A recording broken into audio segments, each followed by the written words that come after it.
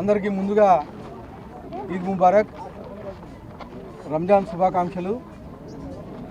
ఈరోజు అనంతపురం అర్బన్ నియోజకవర్గంలో ఈద్గా మైదానంలో ఈ రంజాన్ వేడుకలు జరుపుకోవడం జరిగింది. దీనికి ముఖ్య అతిథిగా మా అనంతపురం ఎంపీ సోదరుడు అంబికా లక్ష్మీనారాయణ గారు ముఖ్య అతిథిగా హాజరవడం జరిగింది.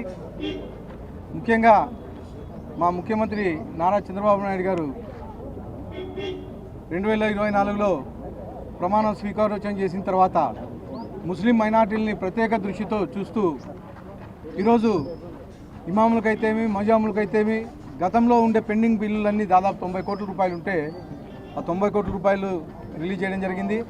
అలాగే ఈ సంవత్సరానికి సంబంధించి 45 కోట్ల రూపాయలు కానీ ఈరోజు ఇమాము మజాములకి రిలీజ్ చేయడమే కాకుండా దాదాపు రాష్ట్రంలో ఉండే అన్ని మసీదులకు మౌలిక వసతులు కల్పిస్తూ, అంటే అక్కడ తాగునీటి సౌకర్యం అయితేమి అలాగే టాయిలెట్స్ సౌకర్యాలు అయితే ఇవన్నీ ఈరోజు మా ముఖ్యమంత్రి నారా చంద్రబాబు నాయుడు కల్పించడం జరిగింది.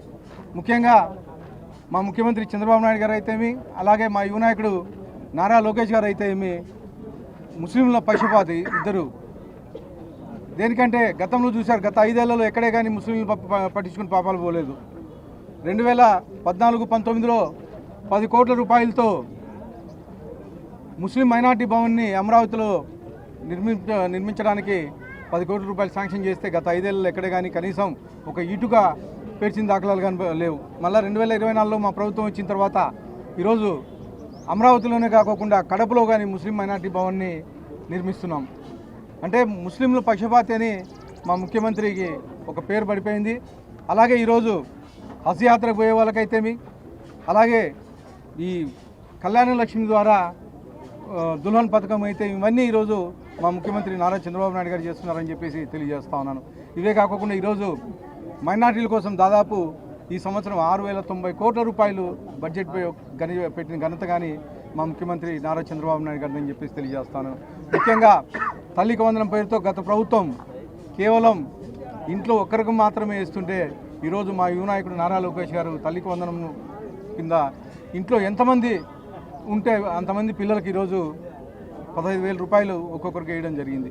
అంటే ముఖ్యంగా మన ముస్లిం మైనార్టీ ఇంట్లో ఎక్కువ మంది పిల్లలు ఉంటారు, పాపం చదివించుకోవడానికి అని ఇబ్బంది పడే పరిస్థితి. కానీ ఈరోజు మా యువ నాయకుడు నారా లోకేష్ గారు అందరినీ చదివించే విధంగా ప్రతి ఒక్కరికి 15,000 రూపాయలు వేసిన కంత మా యువ నాయకుడు దాన్ని తెలియజేసుకుంటూ మరొక్కసారి ముస్లిం మైనార్టీ సోదరులందరికీ రంజాన్ శుభాకాంక్షలు తెలియజేస్తా ఉన్నాను.